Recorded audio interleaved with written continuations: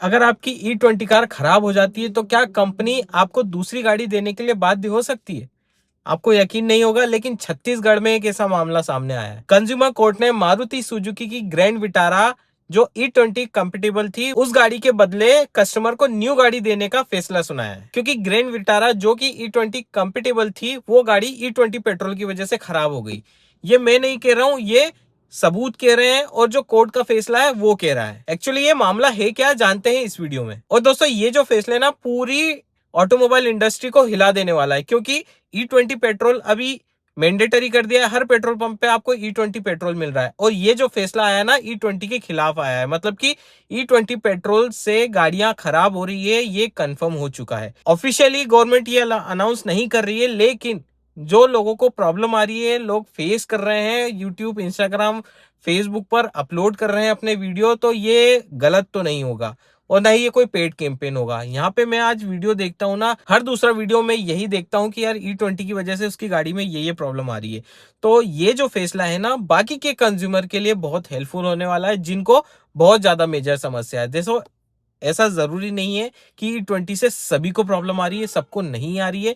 ये problem mainly जो E20 compatible गाड़ी से पहले की, मतलब 2023 से पहले की जो मैन्युफैक्चरिंग गाड़ी है ना, उन गाड़ियों में ज्यादा प्रॉब्लम आ रही है। और E20 की कुछ गाड़ियों में प्रॉब्लम आ रही है। अब जैसे होता है ना कि 1000 गाड़ी बन रही है, एक गाड़ी में डिफेक्ट आता है, किसी भी कंपनी की गाड़ी देख लो आप, तो हो सकता है उन लोगों को ये प्रॉब्लम हो। हालांकि मेरी गाड़ी भी E20 कंपेटेबल है, लेकिन मेरे को अभी तक ऐसी कोई दिक्कत नहीं आ रही है। हाँ, बाकी माइलेज तो ड्रॉप होता है, ये चीज तो सभी लोग बोल रहे हैं, तो मेरी गाड़ी में भी माइलेज ड्रॉप है, ये कोई दिक्कत वाली बात नहीं है। लेकिन मेजर प्रॉब्लम अभी तक मेरे पास नहीं आई है। हालांकि साल भर बाद पता चलेगा। लेकिन कुछ गाड़ियां ऐसी है E20 कंपेटेबल वाली, जो तीसरे महीने, चौथे महीने में ही खराब हो गई। कोर्ट ने ऐसा फैसला क्यों दिया? छत्तीसगढ़ में रायपुर के एक डॉक्टर साहब हैं, प्रेमराज देवता, उनकी गाड़ी ग्रैंड विटारा, जो कि उन्होंने 2024 में ली थी, डेट तो एग्जैक्टली मुझे याद नहीं है, उन्होंने 2024 में ली थी, और उनको ये बताया गया था कि इनकी गाड़ी E20 कंपेटेबल है, तो उन्होंने बेफिक्र होकर के गाड़ी ले ली थी। गाड़ी लेने के कुछ टाइम बाद उनकी गाड़ी में प्रॉब्लम आने लग गई।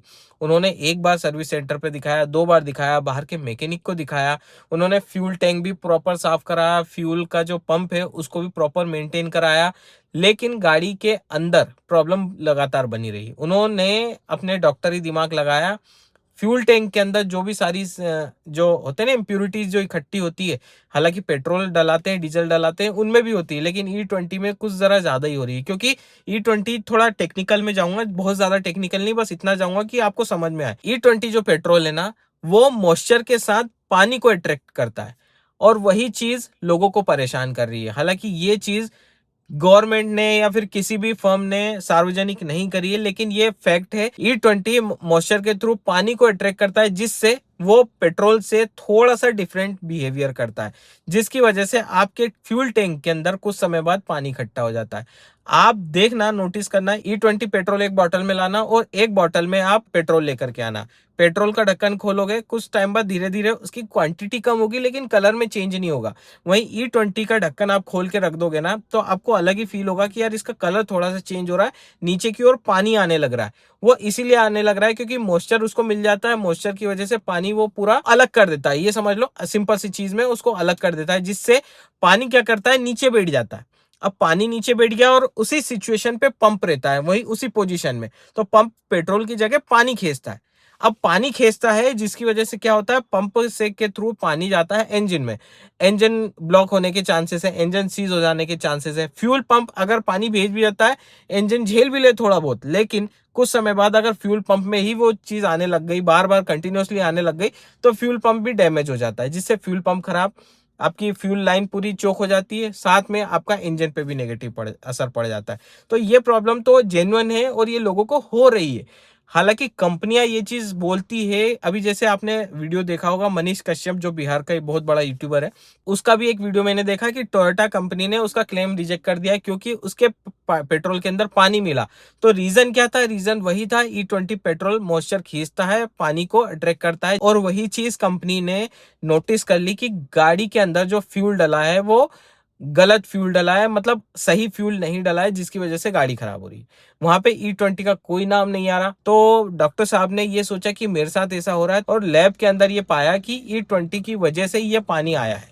अब ये रिपोर्ट सारी की सारी उन्होंने कंज्यूमर कोर्ट को दे दी और कोर्ट ने ये माना कि हाँ E20 की वजह से गाड़ी खराब हुई है। और आप बोल रहे हो कि E20 की वजह से अगर कोई गाड़ी खराब होती है, मतलब कोई भी ब्रांड, सब ब्रांड यही बोल रहा है अगर E20 की वजह से गाड़ी खराब होती है तो उसकी जिम्मेदारी हमारी। तो आपने ऐसा बोला है तो आप जिम्मेदारी निभाएं और जो गाड़ी उन्होंने खरीदी है उसका तो पूरा अमाउंट दें, 1 लाख रुपए उनको कंपनसेशन दें और 10,000 रुपए वो केस में जो उनको लगे हैं उसके लिए उनको रिफंड करें। तो ऐसे करके कुछ अमाउंट उनको दिया गया है, 24-25 लाख रुपए, 26 लाख रुपए के आसपास, क्योंकि गाड़ी थोड़ी सी कॉस्टली थी। तो ये सारी चीजें हुई। अब जो कंपनी है उसका कहना ये है कि जैसा कि मैंने आपको बताया कि गलत फ्यूल की वजह से दिक्कत है। तो गाड़ी के अंदर गलत फ्यूल कैसे जा रहा है? अगर पेट्रोल पंप वाले गलत कर रहे हैं तो गवर्नमेंट को देखना चाहिए। और अगर फ्यूल हम खुद डालेंगे तो हम हमारी गाड़ी का नुकसान क्यों करेंगे? लोग यही नहीं समझ पा रही, गवर्नमेंट यही नहीं समझ पा रही। गवर्नमेंट के सारे काम अच्छे हैं, बस E20 की वजह से दिक्कतें आ रही है, ये मानने में कोई परेशानी हो रही है उनको, वो मान ही नहीं रहे।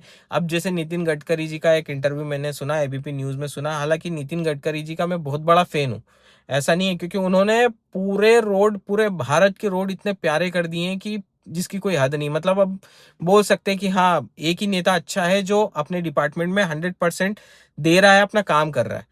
लेकिन E20 जो उन्होंने लागू करवाया है, हालांकि उनसे सवाल पूछे जाते हैं तो यही बोलते हैं पेट्रोलियम मिनिस्टर से पूछो, लेकिन एथेनॉल ब्लेंड पेट्रोल के अंदर करवाने में, E20 कराने में सबसे बड़ा हाथ उन्हीं का ही है। और अब मेरे को एक चीज थोड़ी सी और उनकी थोड़ी हास्यात्मक लगी, वो ये लगी कि उनका कहना पड़ रहा है कि आप जो सबसे ज्यादा लोगों को क्या प्रॉब्लम आ रही है, प्रॉब्लम आ रही है माइलेज की। ठीक है। अब उनका यूं कहना पड़ रहा है कि आप और हम माइलेज चेक नहीं कर सकते। ऑथराइज सर्विस सेंटर के पास एक मशीन होती है, उस मशीन में आप चेक कराओगे तो माइलेज पता पड़ेगा। इसका मतलब क्या है कि कंपनी जो मीटर दे रही है माइलेज टेस्ट करने का, वो खराब है। मतलब शुरू से हमारे साथ धोखा दिया जा रहा है, मतलब कंपनी गलत दे रही है। और इसके चलते हम क्या कंपनी पे क्लेम कर दें कि कंपनी गलत क्लेम करती है, जो माइलेज दिखाता है वो गलत दिखाता है। हमें माइलेज चेक करना है तो हम कंपनी में जाए, शोरूम पे जाए, और शोरूम पे मशीन क्या चेक करेगी? मुझे समझ में नहीं आ रहा कौन सी मशीन ऐसी है जो गाड़ी खड़ी है और वो चेक करके बता दे कि हाँ इतना माइलेज आ रहा है।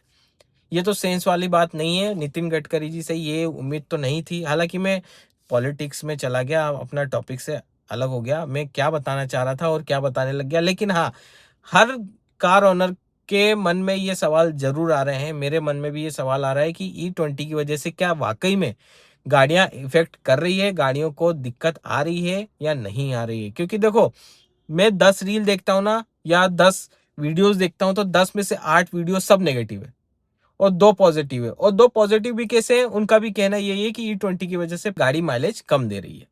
तो दोस्तों, अब समझ में नहीं आ रहा कि जो नॉर्मल कंज्यूमर है, जैसे मैं हूं, आप है, मिडिल क्लास फैमिली के लोग हैं, ये क्या करें? पेट्रोल गाड़ी पे जाएं या फिर डीजल गाड़ी पे जाएं या फिर इलेक्ट्रिक पे जाएं? देखो, सिंपल सी चीज है, मिडिल क्लास फैमिली वाला व्यक्ति ना डीजल अफोर्ड कर सकता है आज की डेट में, और ना ही इलेक्ट्रिक व्हीकल अफोर्ड कर सकता है। छोटी से छोटी गाड़ी भी 10-12 लाख, 15 लाख से स्टार्ट होती है।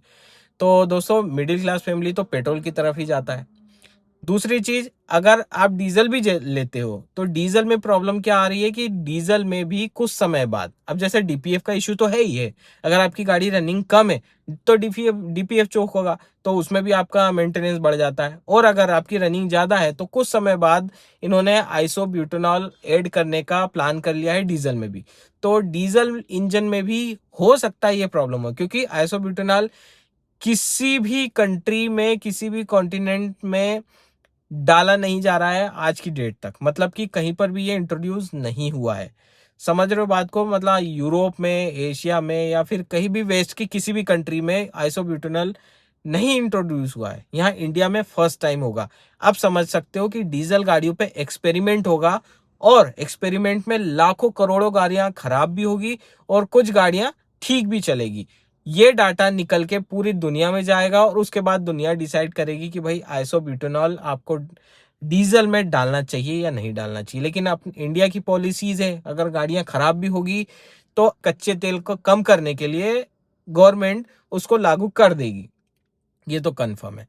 तो ये चीज है दोस्तों। अगर आपकी गाड़ी में भी E20 की वजह से प्रॉब्लम आ रही है, इंजन खराब है, तो आप भी, अगर कंपनी नहीं सुनती तो कंज्यूमर फोरम में जा सकते हो, एक उम्मीद जग गई है।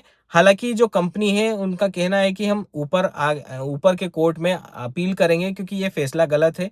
डिपेंड करता है, हो सकता है फैसला चेंज हो जाए, क्योंकि देखो कंपनी को भी सरकार के दबाव में काम करना पड़ता है, सीधी सी बात है।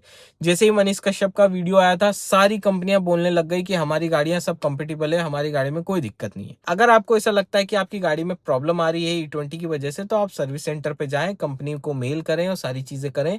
फिर भी सोल्यूशन नहीं मिल रहा है तो आप कंज्यूमर कोर्ट में बिल्कुल जा सकते हैं। ये एक रास्ता कंज्यूमर के लिए ओपन हो गया है। तो दोस्तों, ये जानकारी मेरे को आपको बताना थी, मैंने बता दी। आई होप आपको जानकारी अच्छी लगी होगी। वीडियो पसंद आया होगा तो वीडियो को लाइक कर देना।